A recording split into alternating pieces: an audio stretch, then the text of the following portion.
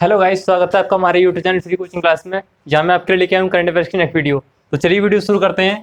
Question number 1 जो है आज का वो है, आरबीआई ने किस बैंक पर 1.05 करोड़ रुपए का जुर्माना लगाया है? किसने? आरबीआई ने किस बैंक पर 1.05 करोड़ रुपए का जुर्माना लगाया है? ये लगाया है कोटक महिंद्रा बैंक पर। किस पर? कोटक महिंद्रा बैंक पर। कोटक महिंद्रा बैंक पर आरबीआई ने 1.05 करोड़ रुपए का जुर्माना लगाया। ये किसने लगाया है?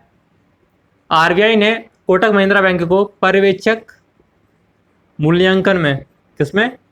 पर्यवेक्षक मूल्यांकन में दोषी पाया है।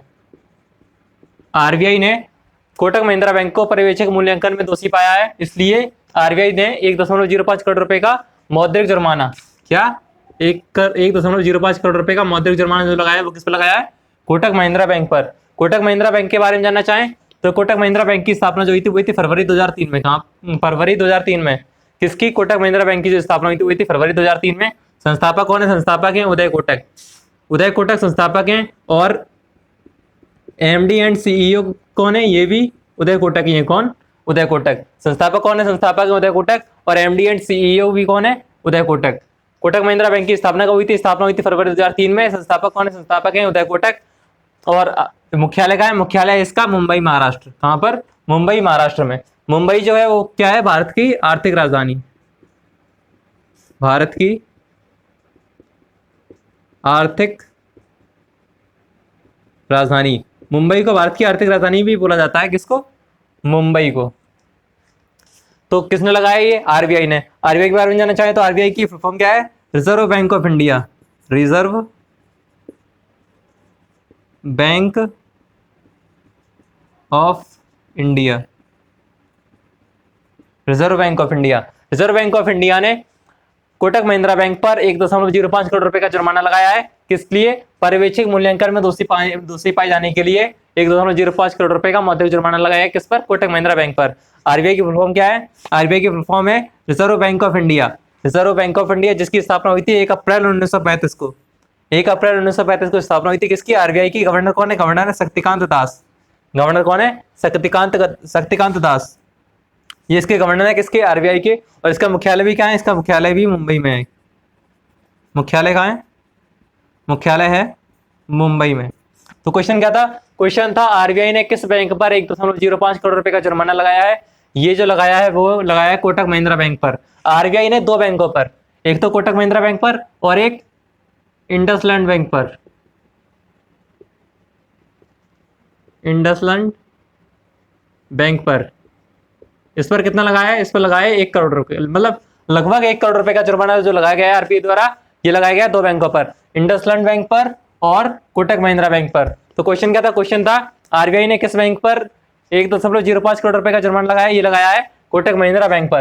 क्वेश्चन नंबर 2 पर चलते हैं। क्वेश्चन नंबर 2, ईवी मित्र नामक मोबाइल एप्लीकेशन को किसने लॉन्च किया है? ईवी मित्र नामक मोबाइल एप्लीकेशन किसने लॉन्च किया है? ये किया है बेस्कॉम ने। ये कहाँ की कंपनी है? ये एक बेंगलुरु की इलेक्ट्रिसिटी कंपनी है। कहाँ की?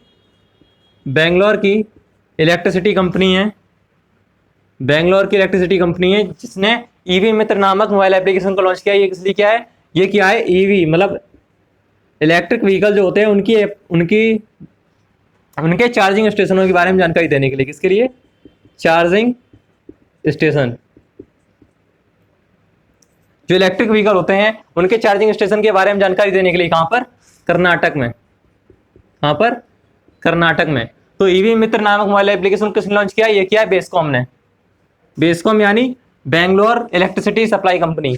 बेंगलोर इलेक्ट्रिसिटी सप्लाई कंपनी ने कर्नाटक में ईवी मित्र नामक मोबाइल एप्लीकेशन को लॉन्च किया, जिसके तहत ईवी चार्जिंग स्टेशन के बारे में जानकारी दी जाएगी।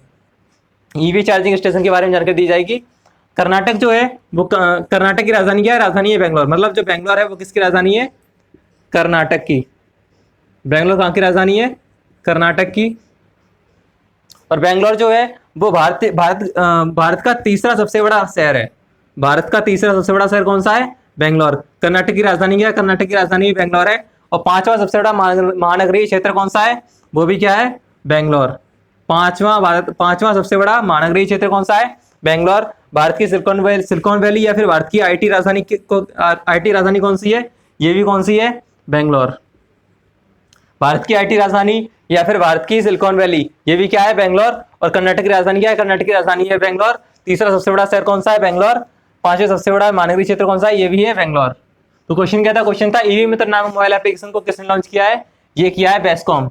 ये कहाँ की कंपनी है, ये बेंगलोर की इलेक्ट्रिसिटी कंपनी है जिसने ईवी मित्र नामक मोबाइल एप्लीकेशन को लॉन्च किया, जिसके तहत ईवी चार्जिंग स्टेशनों के बारे में जानकारी दी जाएगी, कहां पर, कर्नाटक में। तो चलिए चलते हैं अपने नेक्स्ट क्वेश्चन पर। क्वेश्चन नंबर 3 क्या है, क्वेश्चन नंबर 3 है भारत के सबसे युवा स्पीकर कौन बने हैं। ये जो बने हैं, ये बने हैं राहुल नार्वेकर। कौन, राहुल नार्वेकर। भारत के सबसे युवा स्पीकर यानी कि सबसे कम उम्र के जो स्पीकर बने वो बने हैं राहुल नार्वेकर। ये कहाँ, ये जो बने हैं ये है महाराष्ट्र विधानसभा में, महाराष्ट्र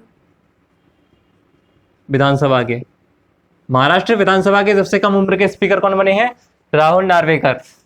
महाराष्ट्र की बात करें तो महाराष्ट्र की राजधानी क्या है, राजधानी है मुंबई। मुंबई क्या है, राजधानी। मुख्यमंत्री कौन है, मुख्यमंत्री हैं एकनाथ शिंदे। मुख्यमंत्री कौन है, एकनाथ शिंदे। एकनाथ शिंदे यहाँ के मुख्यमंत्री हैं। राज्यपाल कौन है, राज्यपाल है भगत सिंह कोश्यारी। भगत सिंह कोश्यारी। तो क्वेश्चन क्या था, क्वेश्चन था भारत के सबसे युवा स्पीकर कौन बने हैं। ये जो बने हैं ये बने हैं राहुल नार्वेकर। राहुल नार्वेकर महाराष्ट्र विधानसभा में सबसे युवा स्पीकर बने हैं, कहां पर, महाराष्ट्र विधानसभा में। क्वेश्चन नंबर 4, हाल ही में भारत के किस फुटबॉलर का निधन हुआ है। हाल ही में भारत के किस फुटबॉलर का निधन हुआ है, ये हुआ है EN सुधीर का। EN सुधीर का, किसका, EN सुधीर का, जो कि भारत के फुटबॉलर थे, इनका निधन हुआ है। इन्होंने घरेलू टूर्नामेंट में, घरेलू फुटबॉल टूर्नामेंट में, किसमें, घरेलू फुटबॉल टूर्नामेंट में 3 राज्यों के लिए, किन किन राज्यों के लिए, केरल, महाराष्ट्र और गोवा के लिए संतोष ट्रॉफी। केरल ये कब खेली है, ये कब खेला था, ये खेला था 1969 से 1970 और महाराष्ट्र के लिए 1975 में और गोवा के लिए 1971, 1972 और 1973 में। ये जो है EN सुधीर, इन्होंने घरेलू फुटबॉल टूर्नामेंट खेले थे किन किन राज्यों के लिए, केरल के लिए, महाराष्ट्र के लिए और गोवा के लिए। केरल के लिए कब खेला था, केरल के लिए खेला था 1969, 1970 में, महाराष्ट्र के लिए 1975 में और गोवा के लिए 1971, 1972 और 1973 में। तो क्वेश्चन क्या था, क्वेश्चन था हाल ही में भारत के किस फुटबॉलर का निधन हुआ है। तो आंसर क्या है, आंसर है EN सुधीर का। EN सुधीर जो कि भारत के फुटबॉलर थे, इनका निधन हुआ है। क्वेश्चन नंबर 5, IBM कंपनी के अध्यक्ष पद से किसने इस्तीफा दिया है।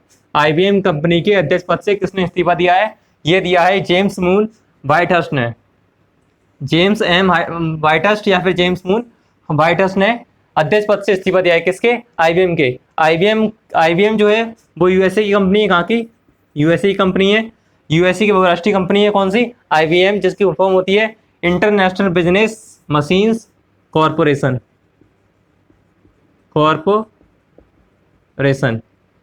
International business machine corporation IBM, जिसके CEO कौन है, CEO है अरविंद कृष्णा। कौन, CEO है अरविंद कृष्णा। हेडक्वार्टर कहाँ है, हेडक्वार्टर है अरमोंक, न्यूयॉर्क में। अरमोंक न्यूयॉर्क में इसका हेडक्वार्टर है, किसका, IBM का। फाउंडर कौन है, फाउंडर है चार्ल्स रैनलेट फ्लिंट।